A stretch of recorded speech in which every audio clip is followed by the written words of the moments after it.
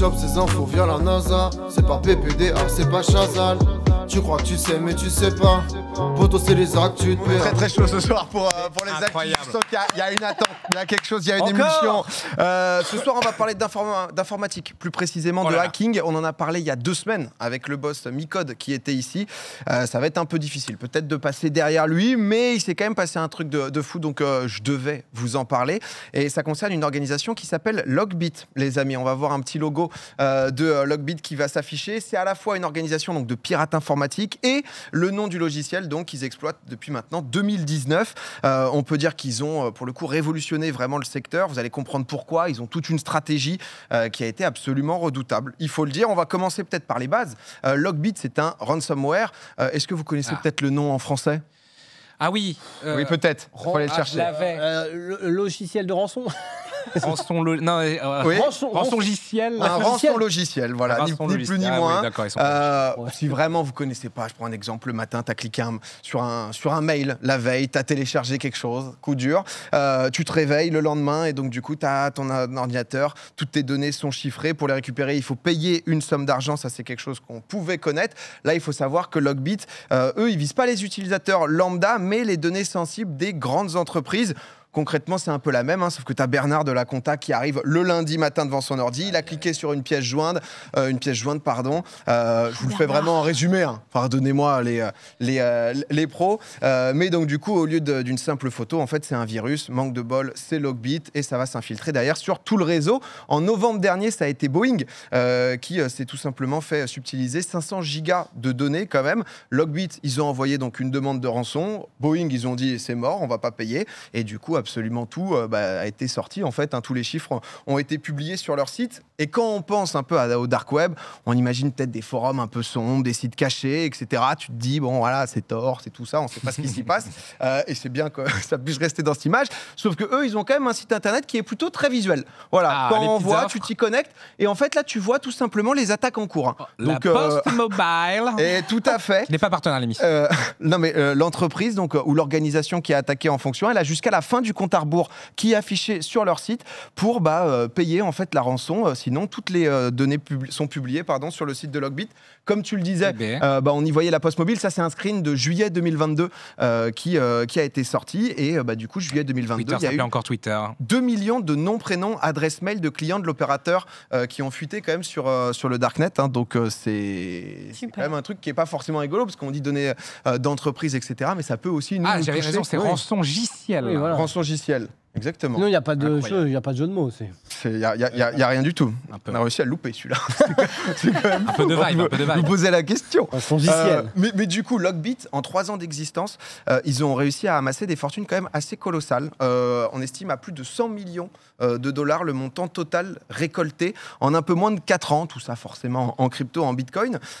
Et une des questions, c'est comment Logbit, ils ont autant réussi à s'imposer un peu dans le domaine, parce que s'il y a quand même un chiffre à retenir, c'est qu'ils le domine plutôt bien. Il y a des chiffres de 2022, parce que c'est vrai qu'il y a des datas, il y a des stats sur qui domine le marché du virus mondial. Comme je vous dis, 2022, donc du coup, Logbit était quand même à 46%. Ça, c'était le Logbit 2.0 à l'époque. 44%, donc 46% des attaques de ce genre. C'est vrai que c'est un graphe assez lunaire, parce qu'on dirait juste un truc de part de marché de n'importe quelle économie un peu cas, au final. Un peu classique. Mais là, c'est juste le marché du rançongiciel. Et pour arriver à ce niveau, ils ont eu un truc, une idée qui, d'un point de vue business, est quand même peut-être un peu brillante, je ne sais pas trop. Ils se sont dit, en fait, on va faire comme McDonald's. C'est-à-dire que plutôt que développer de leur côté le ransomware, etc., en fait, ils l'ont tout simplement franchisé, histoire de gagner du temps, histoire que le truc se spread de plus en plus vite. C'est très simple. Donc là, si je veux ouvrir mon Logbit, je vais te donner le tuto. Non, mais on rappelle, on parle quand même d'une organisation criminelle, parce que voilà, là, on n'est pas sur des ventes de Big Mac et tout. C'est quand même des ventes de hacks qui peuvent avoir des conséquences absolument désastreuses. Mais du coup, eux, leur modèle, c'est au lieu de vendre leurs produits un peu comme un logiciel classique auprès d'autres organisations pirates qui, eux, ils appellent les partenaires. Voilà, tu bosses ensemble, c'est des partenaires. En fait, ils se font tout simplement un petit split. Par exemple, si jamais Presea, demain, tu te lances dans le hacking, tu utilises Logbit. Si tu demandes 100 000 balles de rançon, tu vas prendre 80 000 et Logbit va garder 20 000. Ils se sont dit, allez, on va innover un peu, on va se faire un nouveau business model, les gars. C'est parti comme ça. Ok. Et c'est comme ça que c'est devenu, alors, entre autres, hein, mais une référence mondiale quand même pour les hackers. Et au-delà de tout ça, ce qui est déjà quand même beaucoup, ils ont industrialisé donc la manière de pirater les systèmes informatiques. On voit, vous allez voir d'ici quelques secondes, un petit screen tout simplement. En fait, ça c'est la messagerie qui tient en fait à jour les différentes victimes qu'ils ont. Service client. C'est exactement ça, c'est le service client 2.0. Un petit suivi des victimes pour savoir quelles a été les réponses, pour savoir où est-ce qu'on en est. Le suivi de Petit retour l'extorsion en d'expérience. temps réel. Non, mais en vrai, c'est lunaire. Hein. C'est-à-dire que j'ai découvert tout ça, j'étais là, mais et de temps en temps, il y a un petit coup de pression qui part. N'oubliez pas d'aller sur le site, les gars, 24 heures avant de payer. C'est quand même assez ouf. Et toutes ces informations-là, on a pu les avoir parce qu'il y a quelqu'un qui a réussi à infiltrer la structure. Et c'est un analyste du nom de John DiMaggio. Alors, il n'est pas tout seul, il y en a plusieurs qui ont pu le faire. Et en fait, il avait réutilisé un peu la technique de Lockbit pour dévoiler ces différentes trouvailles, donc avec un compte à rebours jusqu'à leur publication, pardon. On ne sait pas encore vraiment qui est à la tête de Lockbit. Pendant longtemps, les États-Unis, ils ont pensé que c'était quelqu'un qui était basé en Russie. Lui, il avait déclaré qu'il était aux Pays-Bas. Ça a été un peu le jeu du chat et de la souris. Et si je vous en parle ce soir, c'est parce que mardi dernier, une opération conjointe donc entre les plusieurs services. Il était à Montargis. Il était chez Gigi. On a des photos. Il prenait un C'est apéro. chez nous, Cocorico.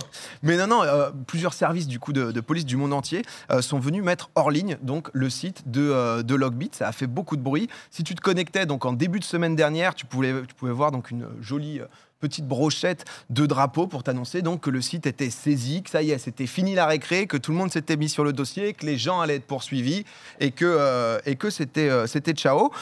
Ils étaient quand même justement plutôt contents parce qu'ils n'ont pas juste fait un communiqué, ils se sont amusés donc à recréer le site, etc. que je vous ai montré tout à l'heure avec donc tu as toutes les infos sur le démantèlement et tout ils se sont chauffés, hein. Ils se sont dit ok putain enfin on les a eus, c'est bon, on va un peu pousser le troll. Ah oui, c'est comme la dernière fois, oui, ouais, d'accord, ils se font plaisir. Ouais. Exactement, c'est ça. Le seul truc justement que vous pouvez voir juste ici, c'est la section rouge avec compte à rebours du site internet qui concerne le fondateur de Lockbit. Si tu as des infos qui permettent de retrouver le fondateur, il y a une récompense à la clé. À votre avis, je ne suis pas sûr que vous puissiez voir j'ai d'ici. vu. The $10 million question. Exactement, 10 millions de dollars de récompense pour choper donc Je le crois fondateur. que j'en avais entendu parler. Ouais, je crois, ouais, je l'ai vu. Hein. Je l'ai vu à l'épicerie en achetant un flash. Hein. Mais c'est déjà peut-être quelques millions. Non, et 5 millions de plus si tu peux faire arrêter des affiliés qui 5 millions par tête de pipe. On va commencer à décrocher les Là, téléphones.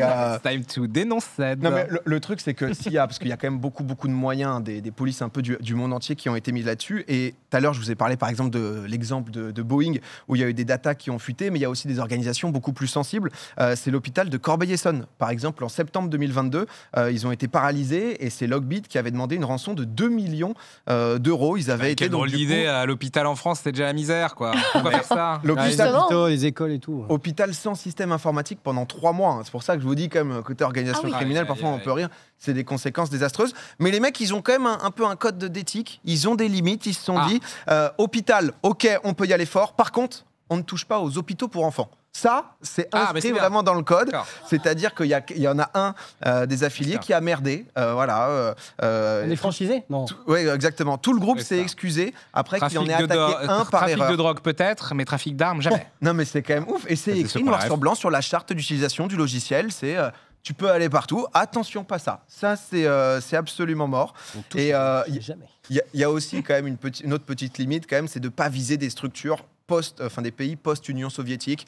Il y a quand même beaucoup de gens un peu issus de l'URSS. Il ne faut quand même pas toucher aux racines, etc. C'est aussi Mother Country. le petit alinéa dans le contrat. Si jamais, il faut pas toucher là-dedans.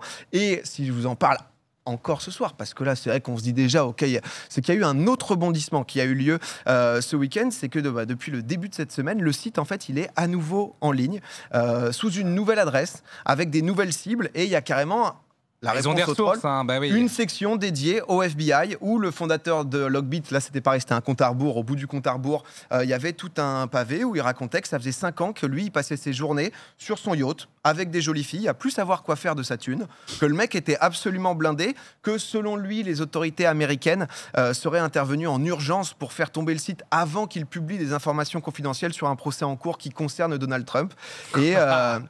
Et au final, c'est vrai que c'est une histoire quand même assez Toujours folle. à la Puis là, recherche fait de que buzz, ce petit Donald. le truc, c'est que le de toute rebondissement est de lundi soir. On est mardi soir, donc Oui. c'est quand même assez dingue. Et là, j'imagine que les autorités du monde entier sont à nouveau dessus pour se dire, ok. Le problème, c'est que si Ils ont un tu coup fais d'avance. tomber le site, mais il s'en fout. S'il a encore les données et tout, il met un site, il met Logbit 4.0 et il recommence, quoi. Bah non, mais en tout cas, je pense qu'il y aura pas mal de rebondissements sur cette histoire. Et ça, Je suis sur mon yacht avec des jolies filles. Ah ouais, le gars, il a fait un très long pavé, mais en tout cas, voilà l'histoire de Logbit. Et je pense qu'on va peut-être en entendre encore beaucoup Oui, parler ça va être infini, oui. durant ces prochains jours ou semaines. Mais si jamais vous n'aviez pas vu passer ça, Nous ne sommes qu'au début de la cybercriminalité, bien sûr.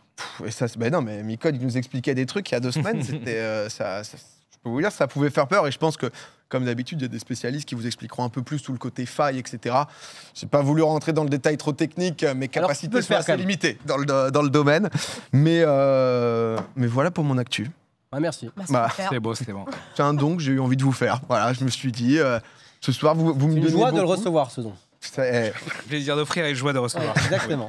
Ok, mais quel rapport avec Locklear dans le chat? Ça dit, Ils ont suivi, ils ont Tu donnes suivi. le mot pour rire. hein.